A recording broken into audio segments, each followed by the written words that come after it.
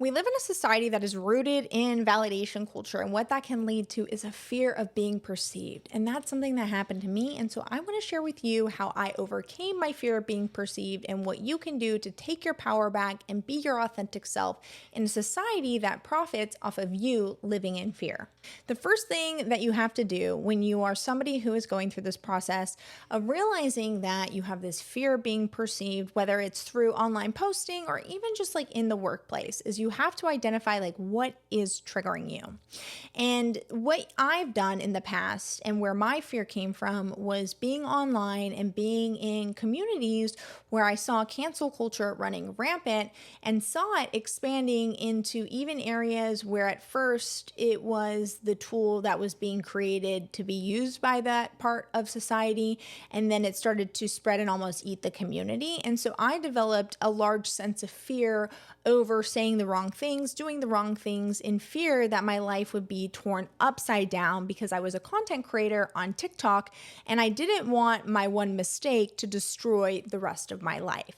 And so in doing that process of understanding like why I was so scared of being perceived, I had to really understand like what was my fear rooted in. And so the question that I had to ask myself was like, what does it mean to be perceived? Like, what does that even mean? Is this about judgment? Is this about me being vulnerable? Am I losing control of my image? And for me personally, I was definitely scared of judgment. I wasn't really scared to be vulnerable at first, but as time transgressed while I was creating content online, I did become very scared of being vulnerable. A way that I built my platform on TikTok was I was someone who was extremely vulnerable. I mean, I literally would have, I was that girl that would like cry online.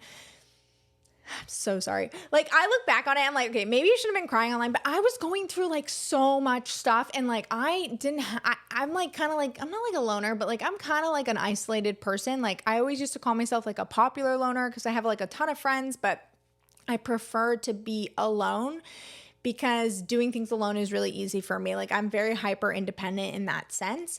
And so when I was going through all of these things, I was experiencing a lot of turmoil. And for the first time, I had like this community that I had grown on TikTok. And I was like, oh my gosh, I could share all of this with these people. And I was so vulnerable about my flaws and my insecurities and where I was struggling. And as time went on and as I grew my platform, those vulnerabilities started to be used as a weapon against me, which is crazy because we thought we wanted vulnerability on TikTok.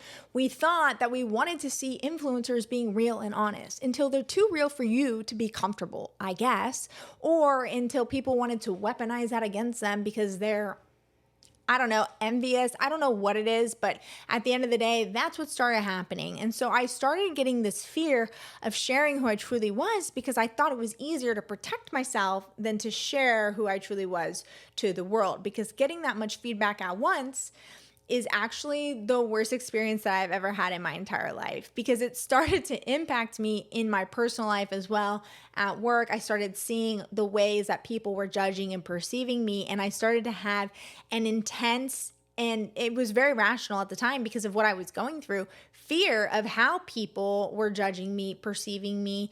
And I felt like I was losing control over how people were perceiving me. And as somebody with ADHD and OCD, in particular OCD, who needs to be in control at all times, that is like your worst nightmare. That's your worst nightmare because you can't get control over it. You have to get control over yourself. And so as I started to ask myself, like, what did it mean for me to be perceived? I was able to narrow it down to judgment, vulnerability, and losing control over my image, and the fear of cancellation. Because that, in my opinion, and seeing that in like 2022 to like 2024, and being somebody who like, it's not that I partook in cancel culture, but I would make clapback videos. So like that's how I grew my following. Like I would make a lot of clapback videos. Like if someone left a mean comment to me, as I started to grow, like I started clapping back. Like I remember this one girl was like, I made like 6 videos to her and she was like, you're bullying me. I'm like, you're saying mean stuff to me in the comments. I'm just responding to you. Like kind of like probably shouldn't have done that, even though she was in the wrong. Like I gave that energy back. But in a way that was me perceiving like her mistakes as something that should be like judged, right? And so I started to see it and I started to identify where I was even partaking in this. And I started getting like this huge fear of being canceled. And it was because I had quit my job to do TikTok. And I was like, oh my gosh, now what happens? Like if I do mess up, like I can't be vulnerable because people are using against me and it's hurting my confidence. Now I'm scared if I say the wrong thing, because I had gotten off ADHD meds and I knew like a lot of people who have ADHD that love their meds, like when you talk out against it, people react really negatively to you. It's like, well, what if I say the wrong thing and then people try to cancel me because I don't want to be on medication and I don't want to contribute to the pharmaceutical industry. Like I started having all of these thoughts and fears pop into my head that I became actually immobile. Like I was immobile. Like I couldn't even like do my dishes. I was like stuck with fear. I was like a statue of fear. And I had to really think about like, how do I get out of this? How do I break free? And I first had to understand exactly what was happening to me. And so I was able to narrow down like the root causes of this for me. And a lot of it was coming from my own personal traumas. I have perfectionism issues and fear of failure because of my OCD and my trauma. I had a very tumultuous childhood. I grew up in a very dysfunctional home. When I was 17, I had to move out with nothing to my name. I was like quite literally homeless. It was honestly one of the worst experiences and the best experiences of my life, because now I'm like completely independent and I'm able to fully, support myself and provide for myself when things get rough. Like I know how to handle adversity. But at the time it was like overwhelmingly traumatic because I had like no life skills and just no sense of security in my life until actually probably the last year of my life is the first time I ever felt truly safe and secure in my home. And so my trauma and childhood experiences and understanding my own perfectionism issues with my OCD and my fear of failure, and then my own identity struggles that I started to develop from creating content online, which led me to have this like huge sense of like this fear of rejection, really were a part of my fear of being perceived. These are the core components that everyone has to look at when you're trying to diagnose like what your fear is coming from. And for me, what this allowed me to do was really identify that root so I could differentiate whether something was like a rational fear or something that was triggering me down a path where I was allowing my triggers of my adversity in the past to almost like consume me. And as I started to understand my fear and really question my fear, even though I was immobile, I was like locked in this like mental prison in my head, I became more self-aware and allowed myself to completely reflect on what these triggers were doing to me. So the first thing that I always do when I have any type of behavior that I'm trying to change is I'm going to get a piece of paper, I'm going to get a notepad, I'm going to go on my computer and I'm going to write down my triggers, because the triggers are the key to unlocking the freedom within you. Everyone has triggers. The world, everything is triggering. Everyone has triggers. I don't care if you are the most healed person in your entire life, you probably have a trigger. Triggers are normal. How we overcome and handle triggers is what will determine how easy our life is throughout this process. So I started writing down all the things that I just outlined for you. And as I was writing down my triggers, I started writing down why I felt so afraid of being perceived. And, the cancel culture one was really big for me because it is something that has destroyed people's lives. And that's why I'm so anti-cancel culture now. And there was a point probably where I wasn't as anti-cancel culture. I've never been like pro-cancel culture, but I did exhibit my own behaviors that were hypocritical in the way that I would like clap back with people, right? In terms of like defending myself through weaponizing my following in those situations. And so I had this sense of fear based on the culture of society. And that's something that's really hard to overcome because that's like an external factor rather than something being internal. So that trigger was probably the biggest trigger for me. What I did once I wrote down these triggers on my piece of paper is I would identify the narratives that I was telling myself. So if I wrote down cancel culture, for example, I would write down the narrative that I said to myself. I will be canceled and I will lose everything. And that fear is being triggered from my fear of having nothing as a child again. So I wrote down these narratives and then I started to shift the perspective. So after I wrote down the narrative that I was telling myself, I would write down for the cancel culture, for example, you aren't that important. Nobody's going to cancel you. Which is like true. I'm really like, am I that important? Like, no, I'm just a girl online talking about life. And at the end of the day, like, we're all not that important. Like, a lot of people aren't really thinking about you as much as you think they are. But in my mind, based on the way online culture had shaped my perspective, I had this intense fear that stopped me from creating content for a bit. And so after I wrote down these internal narratives, and I wrote what I thought people were thinking about me, what I thought about myself even, I started to also identify whether this was based on facts or feelings. And a lot of the time it was rooted in feelings because I didn't really have any facts to back that up. Like, I'm not somebody who does cancelable things. And like, I really don't. Like, even if I make mistakes, like, I'm the first person to be like, yo, I'm so sorry. Like, I did do this wrong and like, my bad. Like, I fail forward. So I always take accountability. I always learn from it and grow. So I had an irrational fear of that cancellation process. Once you have these internal narratives identified, the next way that you can start to shift this perspective is you have to put yourself in an understanding of like not centering yourself in the world. And what I mean by that is like everyone is being perceived all the time. No one escapes being seen or judged. This is part of the human experience. It's something that you just have to have thick skin in. I think for me in particular, especially if you're somebody who like wants to be a content creator, you're going to be put in situations where you're being perceived 100 times fold, which is a lot to take in because we are not designed to be perceived to that extent. Like, we're just not. No one is designed to be perceived in the tribalistic format that we are being perceived in on the level in which we are in today's world, because we've never had a worldwide economy. We've never had hundreds of thousands of people reacting to one of your videos at once. I mean, I would get 5 million views on my videos, right? That's a lot of freaking people telling me they don't like me. That's a lot of people calling me ugly. That's a lot of people calling me psycho or whatever. Like, okay, maybe I don't think those things about myself, but the more you hear it, the more you're like, man, people really hate me.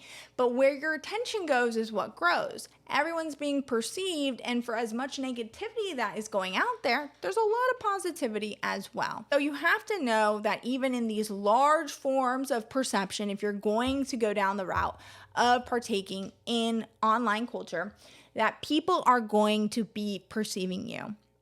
And you have to remember, like, you really aren't that important in the most freeing way possible, because most people truly are focused on themselves. And a lot of the time when people are reacting to you, they're reacting to themselves and something you trigger in them. When somebody is commenting mean things to you, there's this saying where people are like, nobody above me has ever taken the time to say something mean to me. That's so true. Like, I've never met somebody who does better than me in life that will talk down to me. Ever. Like, ever. Why would they do that? Unless I threaten them, right? If I threaten them, then sure. But like, if you're above me, you wouldn't be doing that. I don't look down on people and be like, yeah, you little loser. You suck. Yeah, you'll never be as cool as me. Because like, if I really think they're beneath me, I want to lift them up with me, right? But if I act like that, then I'm just like equally as messed up as they are. So when people are being cruel to you, they're not above you. You're doing better than them in life under their own perception, because they wouldn't lash out in that way if they were doing better than you. They wouldn't have time.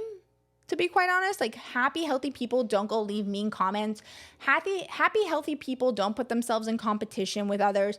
Happy, healthy people don't care about what other people are doing. You should not be viewed as like more important in that sense, because it's not really about you even when people are perceiving you. It's all about their own reality and their own lens in which they look through. So they're focused on analyzing themselves, and maybe they're using you as like a vessel to communicate that, which sucks, but it's really not about you at the end of the day. You have to also look at it through the lens of perception doesn't really equal truth. So just because somebody perceives you a certain way, it doesn't really define who you are.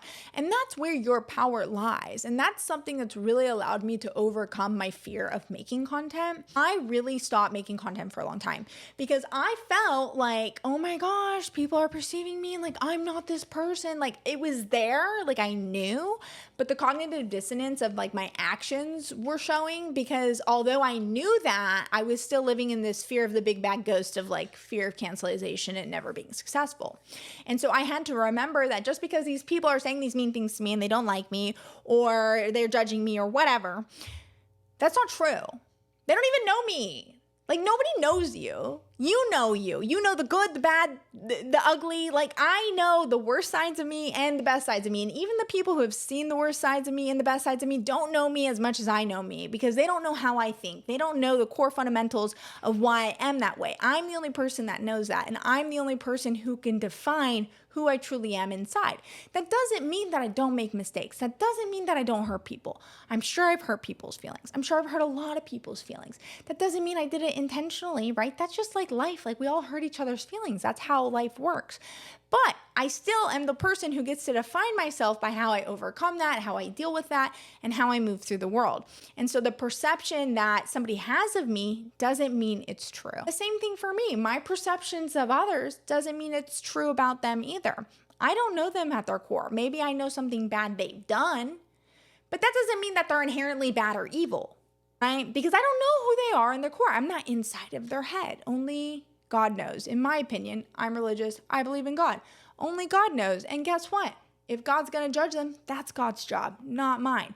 My job is to be strong in who I am and constantly improve and make sure that when I get feedback, I question myself, but I don't allow it to debilitate me, because the reality is that people's perception is never true.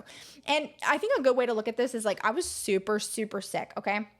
I had like autoimmune stuff going on. I was like losing all my hair. So like I have this like little patch of hair that's growing back, right? So all of this was bald. Like the whole back of my head was bald.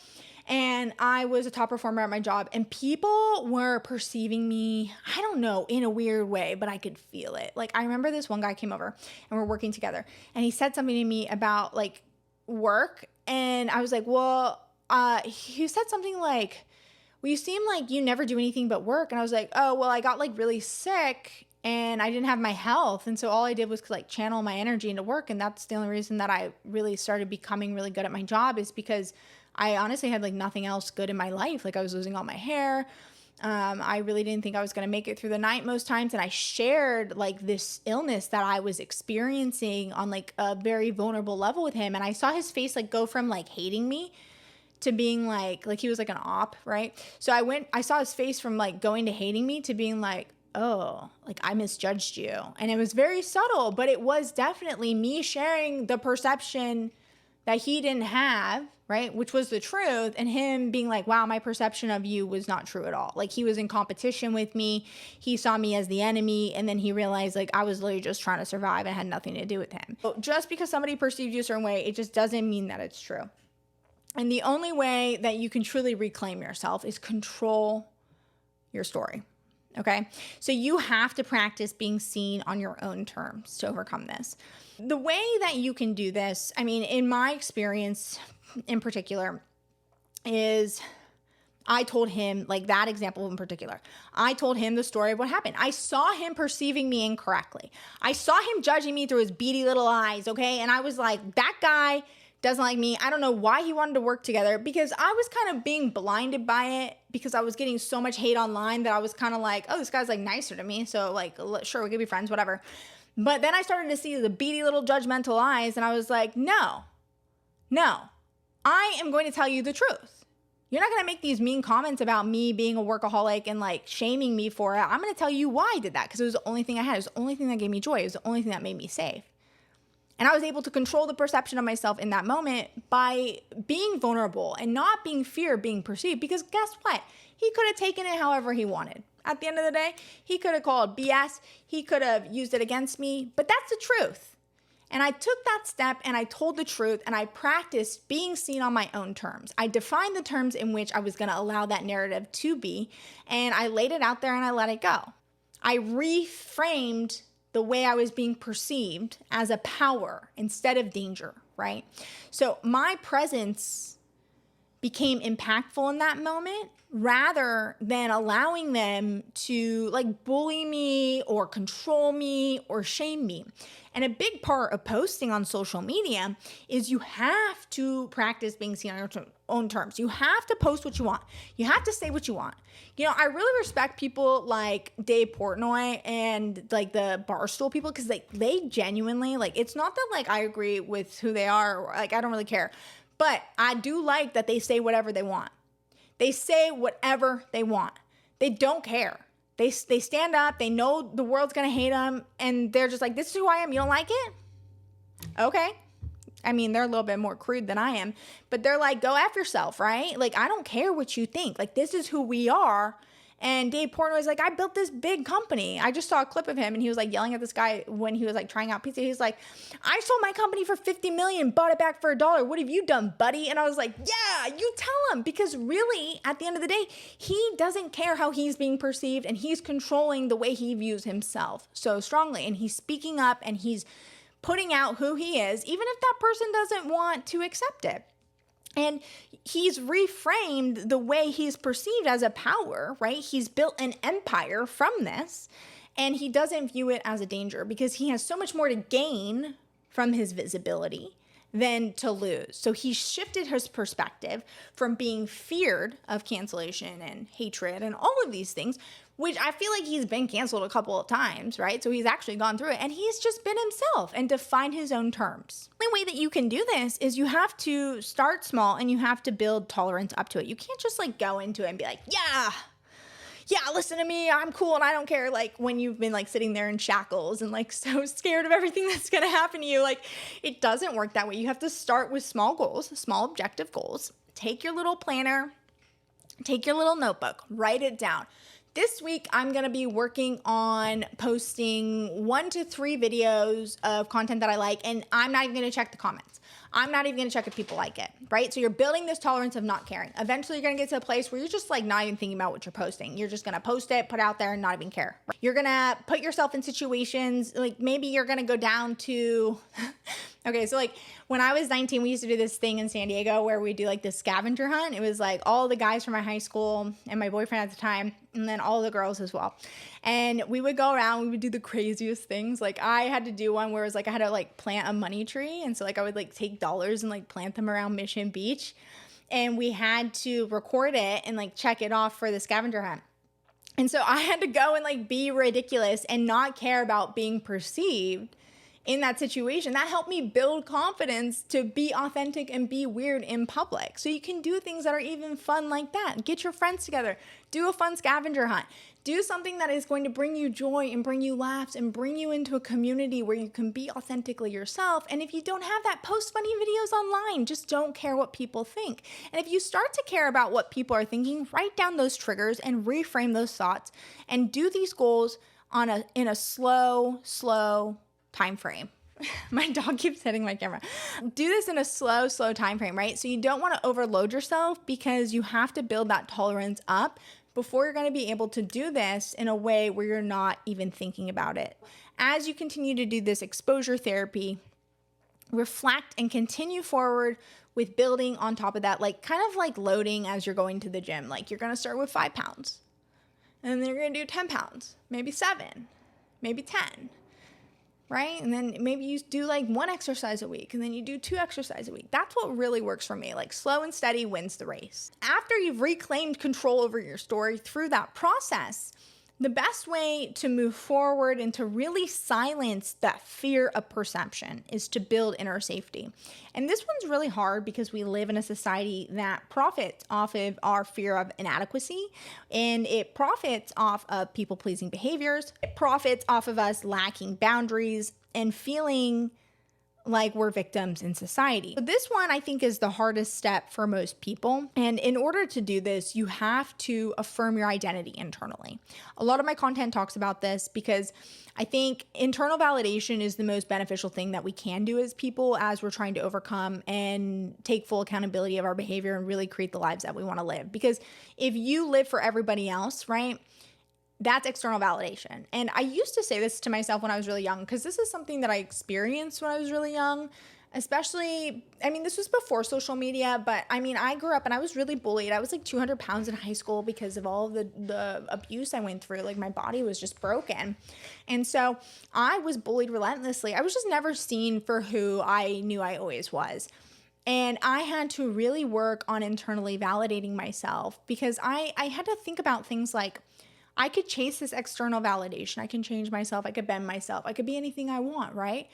But when I'm 90 years old and I'm on my deathbed, am I going to be like, oh, I'm so glad I lived my life for everybody else? Or am I going to reflect and be like, I did everything I wanted to do because those were my choices and I have no regrets? People who are on their deathbeds, their biggest regrets are living for other people. And that's all tied to external validation. And you're young enough now, even if you're 60 years old, you're young enough to take back your power and live for yourself. You just have to build up that internal validation and stop allowing the external validation to drive your behaviors. And unfortunately, we live in a society that's weaponized Pavlovian conditioning against us to believe that external validation is the most important thing, but you have the ability to self-reflect and take back your power today. In order to do this, you have to develop your own self-validation practices. And the way I do this is through journaling my own affirmations. I do self-check-ins. I make sure that I'm doing things because they truly align with who I am. And I self-reflect when I'm doing things because I feel like I have to do them. That's a really good way for me to differentiate from it. So like when I'm making content, I'm like, am I doing this because I feel like it's something important? Or am I doing this because the algorithm will reward me for it? Because that's external validation. And some of your favorite content creators are thriving off external validation. Everything they make is for the algorithm. Everything they make is so you'll like them. And the best content creators, in my opinion, make content because they know it's going to be impactful. That's why you see people like Kylie Perkins popping up. You see people who make it really big. They knew the algorithm would catch up to them. But you have to make content that truly resonates with you. You have to be somebody who truly resonates with yourself, or you're living a lie. So checking in and identifying, who do I want to be? What are my core values? What are the things that I want to be seen for? And then start to do behaviors and implement behavior strategies to ensure that you're validating that internally within yourself. And a big part of this is making sure that you set boundaries with people who make you feel unsafe, who make you feel like you have to change yourself to be accepted. And when I say set boundaries, I'm not saying telling Shirley down the road that, Shirley, you hurt my feelings because you didn't answer my phone call, right? You hurt my feelings because you told me I was annoying, or because you don't like my sense of comedy.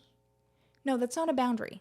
That's you complaining. And that's something that I've learned, right? That's complaining because you know what they're doing is something you don't like. So what do? A boundary is about yourself. You don't get that external validation. You don't go seek that validation by hearing from Shirley like, oh, it's okay. I accept you for who you are. I'm sorry. I just had a bad day. Shirley is an op. If Shirley is not respecting your boundaries, which is like basic human decency, Shirley is an op, right? So what do? You remove yourself. You put space. If somebody does something you don't like, you don't react to it. You just know that person is that way and you don't interact with that person in that way. You don't have to completely remove people when you're setting boundaries, but you have to make sure that you don't give full access to people who are not going to keep you safe. If somebody hurts your feelings, if someone does something that makes you feel like they are not on your side or that they don't respect you, then you don't go to that person with that situation again. Maybe they're just like a fun friend. Maybe they're just like a friend you go get coffee with. That's okay. Not every friend needs to be your bestie, right? But you have to be around people who are going to make you feel safe, and you have to set boundaries with those that don't, because if you don't, those people will start to hinder your self-confidence. And when people hinder your self-confidence, then they're attacking your identity, and then they're creating that external validation loop that you have to escape if you don't want to have that fear of being perceived, because external validation is directly tied to having a fear of being perceived in itself. If you are looking for a community, a supportive community that can help you through that, there's tons of communities online. There's tons of communities that you can probably find in the real world as well. But as for communities online, the Evolution Revolution on Substack that I'm building out is going to be a community where we can all be our authentic selves and grow together. I want an audience that grows with me, where we all level up together and we can be ourselves, the good and the bad, and fail forward and have this safe place where we can rewire this fear into safety. Because without supportive communities in the world, you are always going to feel like you're climbing an uphill battle with this fear of not having any other people that understand you kind of dragging you down. And it's one of the most important facets. I have a hard time finding this in society. So that's why I want to build it online. So make sure that you subscribe to my Substack. It'll be linked in the description below. And it'll be a great place where we can start to have these conversations.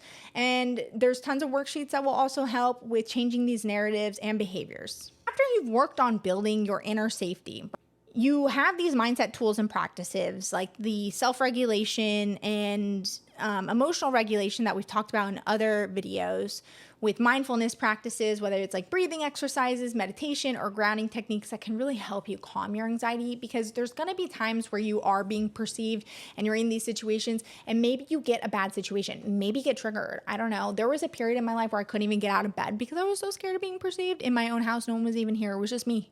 I was scared of myself perceiving myself. And I literally had to do breath work. I had to really meditate. I had to get myself into a place where I could accomplish like these small tasks of like improving my self-confidence to even get myself through the day. And making sure that I regulated my emotions and anxiety was a really big piece. And then also addressing my inner child work. So making sure that I was addressing my triggers and traumas internally that created this fear of judgment, and really reassuring myself that like I've overcome these in the past. It's okay to be yourself. There's going to be people in society who are going to love you for who you are, because that's true, right? When you're scrolling on TikTok, for example, think about how many content creators you see that have millions and millions of followers. They have millions and millions of followers. Never heard of them before? Because there's people for everyone. You'd be surprised how many TikTok creators have tons of followers, because there are people that will always relate with you. It's just things are so tailored, and we tend to be in these like isolated silos that we forget there's a whole world of experiences out there. So if you're in the wrong environment, then of course you're going to feel like you're not going to find the right community, but there's going to be a community and there's going to be a place where you belong. And you need to combat that fear that you won't find that. And you have to do the work internally to address those internal fears. As you're addressing these internal traumas, you're going to be going through cognitive reframing, where you're challenging and replacing these distorted beliefs about being perceived as well, right? Like when we're thinking about these huge content creators that you've never seen before because they have these communities that we didn't even know existed, you see that this challenges your fear of being perceived, because there is community for everyone. There's so many people out there in the world. Just because you're in the wrong place doesn't mean that there's not a place for you. And changing that narrative really will help you stay mindful and be in a place where you're continuously growing. A big part of this is that you have to track your progress. Right? So you have to look back. A lot of the time what I do is I journal every Monday, and I kind of just like take a little look back and I say, hey, what have I done so far and how have I overcome adversity? I look back on my life a lot and like the things that I've overcome, like my childhood trauma, for example, or even like I lost like 60 pounds in high school and how I overcame, that adversity. And I celebrate that. I even celebrate it today because it reminds me of how capable I am, and it gives me this momentum, and it internally validates that I am somebody who can overcome adversity and that I am good at what I do. And even when we're celebrating like these bigger wins, right, you have to celebrate your small wins, like even just journaling, even taking the step to like define what you're afraid of when you're being perceived. That's a win. We should celebrate that.